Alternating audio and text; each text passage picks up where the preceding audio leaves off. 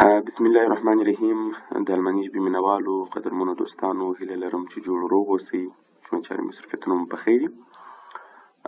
زموږ د الماني ژبې د ونیز وړیا کورس د درسونو په دوام نن زموږ تاسو درس د ارټیکل ډولونه دي. څرنګه چې موږ تاسو په تېر درس کې دا وپېژندل چې ارټیکل څه ته ویل کېږي او ارټیکل مثالونه مو ویله. ارټیکل یا جنسیت ښودونکی مو ویلی چې معمولاً مذکر، مؤنث او خنثی ډولونه مو وپېژندل او مثالونه مو ویل. نن راځو د ارټیکل ډولونه وایو چې ارټیکل پر کومو ډولونو باندې ویشل کېږي. په ابتدایي کچه موږ په الماني ژبه کې ارټیکل په اول سر کې پر دریو ډولونو باندې ویشو چې هغه ته یو مذکر ارټیکل ویل کېږي یا ماسکولین. صحیح. دویم ډول یې فیمینین یا هم مؤنث ارټیکل دی، ښځینه، چې هغه د ښځینه اسمونو لپاره خطاب کېږي یا کارول کېږي. او دریم ډول یې خنثی ارټیکل دی یا نیوترال، چې هغه د خنثی اسمونو لپاره کارول کېږي یا د خنثی اسمونو ارټیکل دی یا جنسیت ښودونکی دی. په لومړي سر کې دغه درې ډولونه لري ارټیکلونه.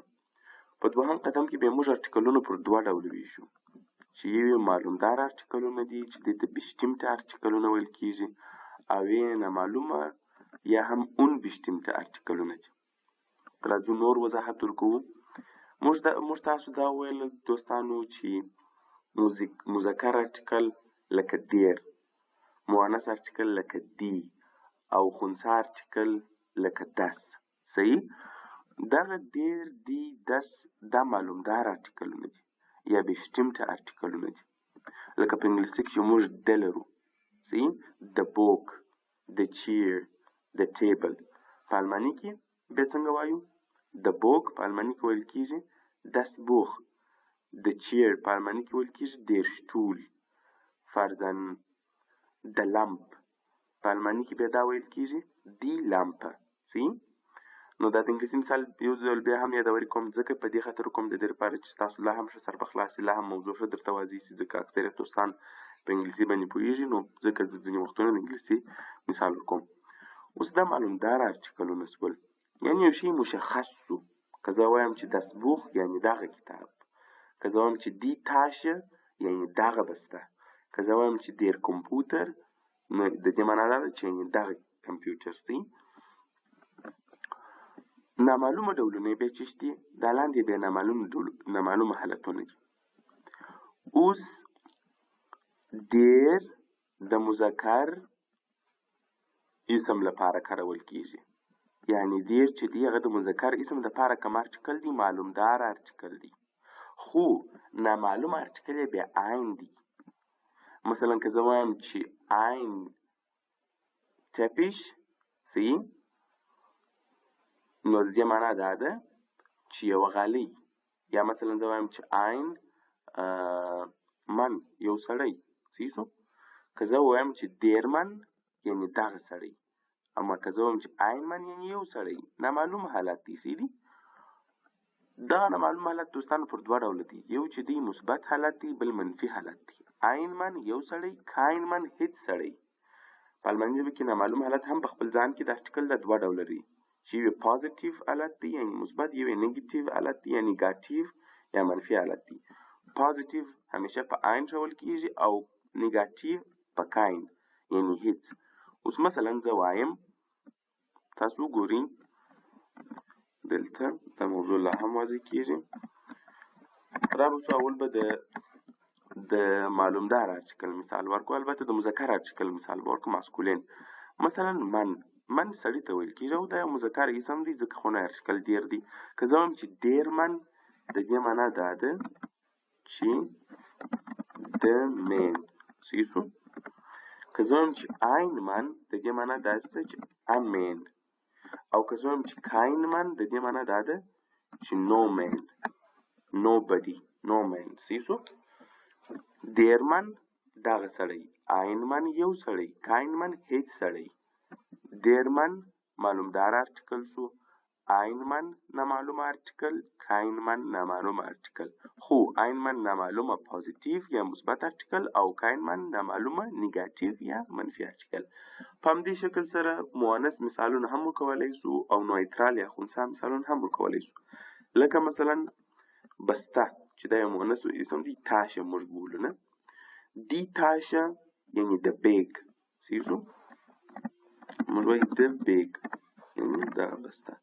که زه وایم چې eine Tasche یعنی a bag یوه بسته. او که زه وایم چې keine Tasche no bag هیڅ بسته. چې پښتو مثال ورسره وکړو د بیگ یعنی دغه بسته. a bag یعنی یوه بسته. که زه وایم چې no bag یعنی هیڅ بسته. صحیح؟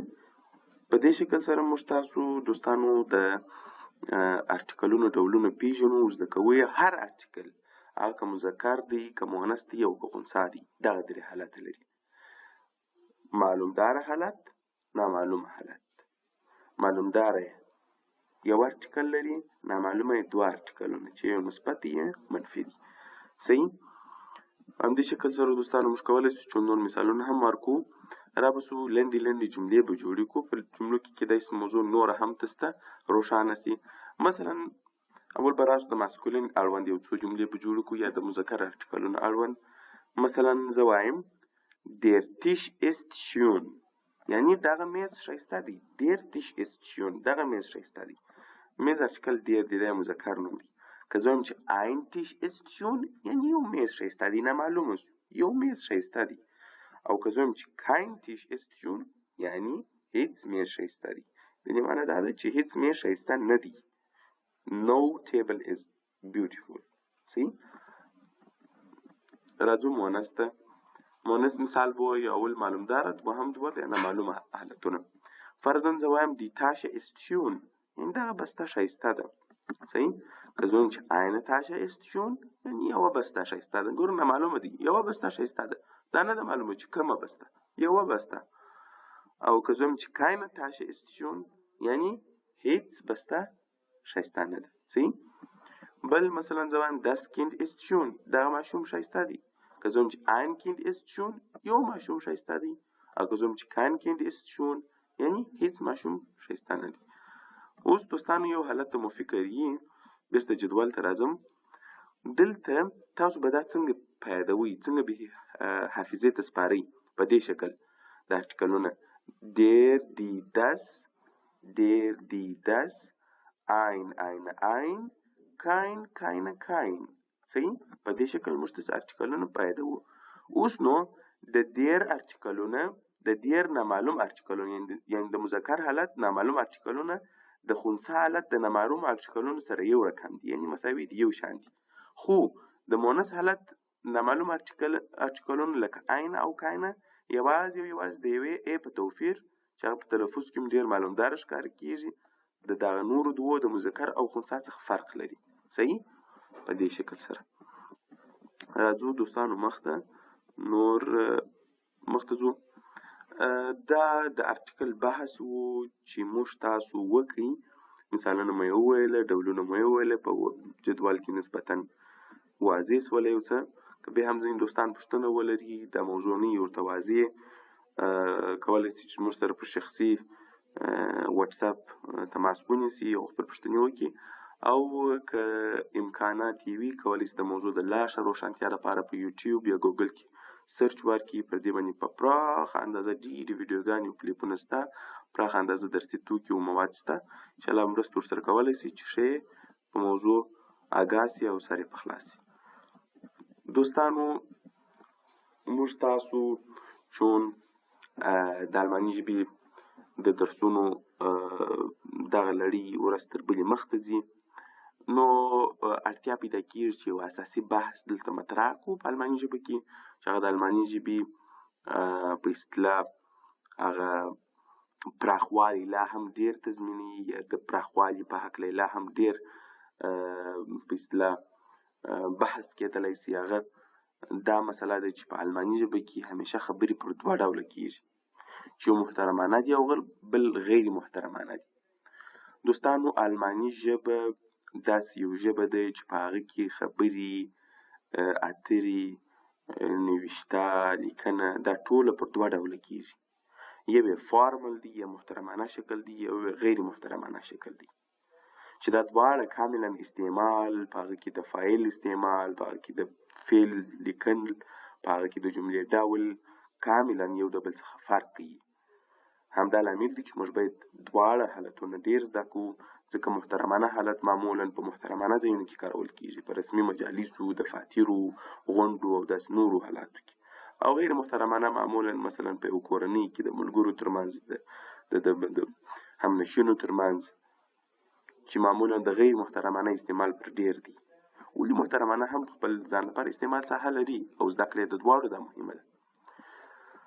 دوستانو، په الماني ژبه کې موږ معمولا محترمانه خبرې هغه په زی سره کوو.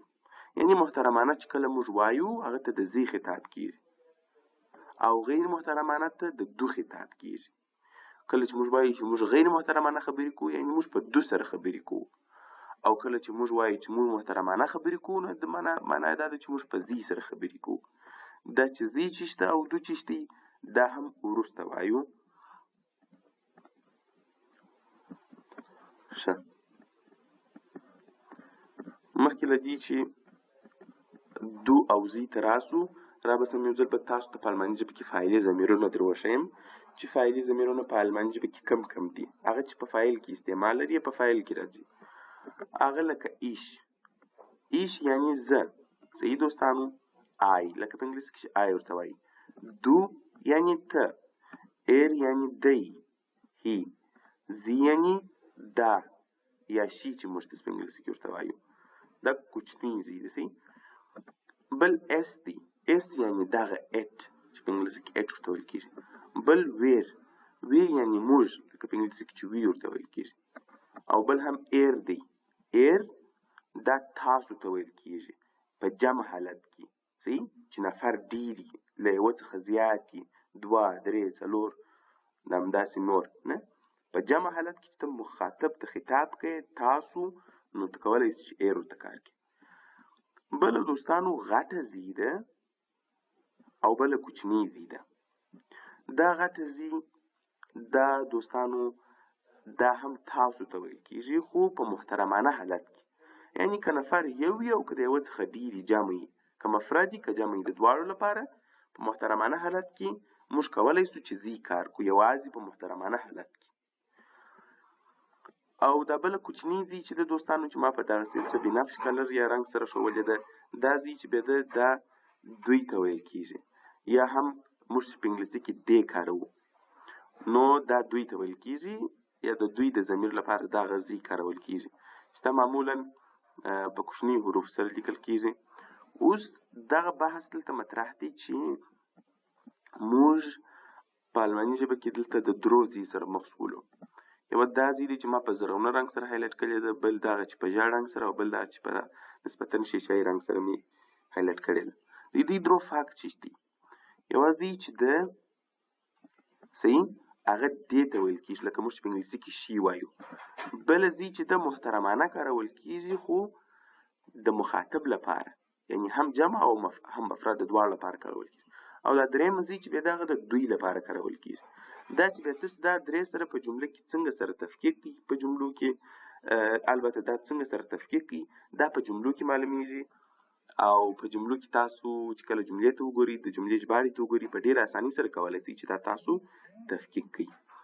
یو بله موضوع چې یادورې ډېره مهمه بولم هغه دا ده چې موږ څنګه کولی شو چې دو او دغه زی هغه سره تفکیک کړو.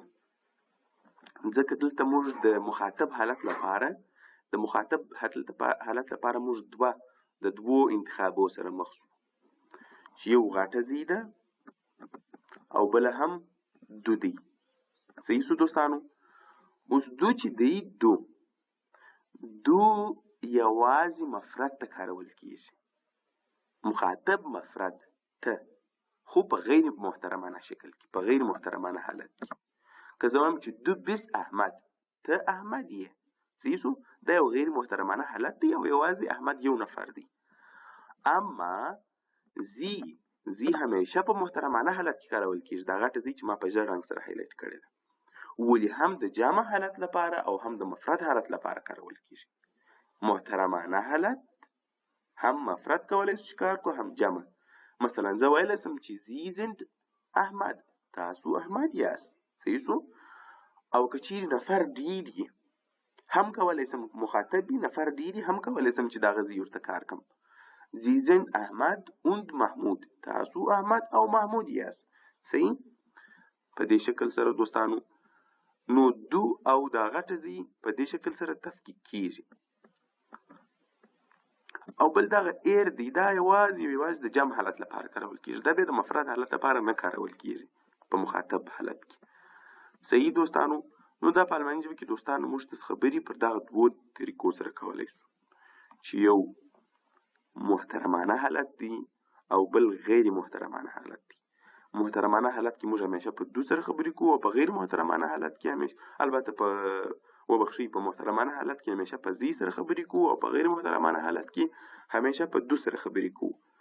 دو یوازې د مفرد حالت لپاره کارول کیږي په غیر محترمانه کې، او زی په محترمانه کې هم د جمع او هم د مفرد حالت لپاره کارول کیږي. راځو ځینې مثالونه وایو. دو بیست احمد، ته احمد یې. اما که زه وایم چې زی زند احمد، تاسو احمد یاست. ګورئ دا محترمانه حالت دی، مفرد. اوس راځم په محترمانه حالت کې جمع وایم. زی زند احمد und محمود، تاسو احمد او محمود یاست. محترمانه حالت جمع. او ایر چې به دی هغه محترمانه او غیر محترمانه نه غواړي دوستانو، هغه یوازې د مخاطب جمع حالت لپاره کارول کیږي. په ایر کې چې په ای سره لیکل شوی، یعنی په دغه آی سره چې په انګلیسي کې آی ورته وایي، چې په دغه ای سره لیکل شوی هغه همیشه محترمانه او غیر محترمانه نه غواړي بلکې د جمع مخاطب لپاره کارول کیږي. ایر زاید احمد und محمود، تاسو احمد او محمود یاست. په دې شکل سره دوستانو موږ په الماني ژبه کې فاعلي ضمیرونه هم وویله او ضمناً مو په دو او په زی سره د خبرو کولو تفکیک هم وشوي، زده مو شو. اوس فقط دغه یو څه لا د نن ورځې په درس کې چې پاته دي هغه دا دی چې موږ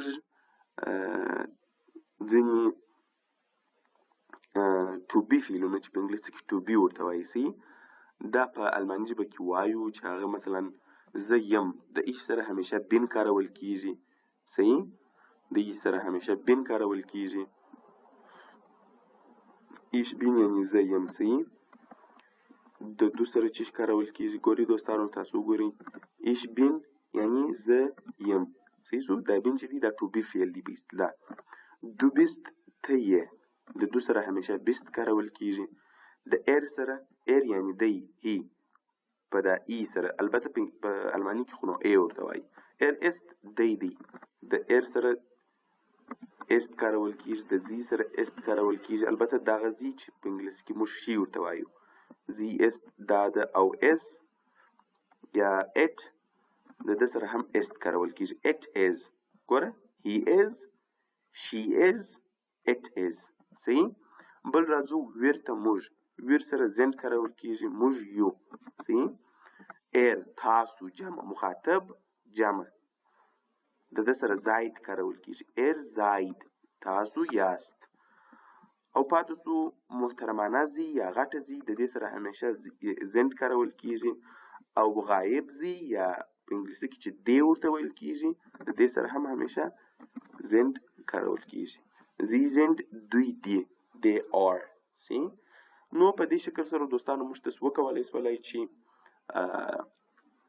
په اصطلاح to be یا کومکی فعلونه هم زده کو چې هغه د فاعلي ضمیرونو سره په کوم شکلونو سره دوی کارول کیږي. د به تاسو زده کوي فاعلي ضمیرونه به ورسره زده کوي، ضمناً دا شکل ډولونه به هم زده کوي. دا زموږ تاسو د نن ورځې لاندې درس و. تر بیا پورې پر خدای سپارم. ښې چارې.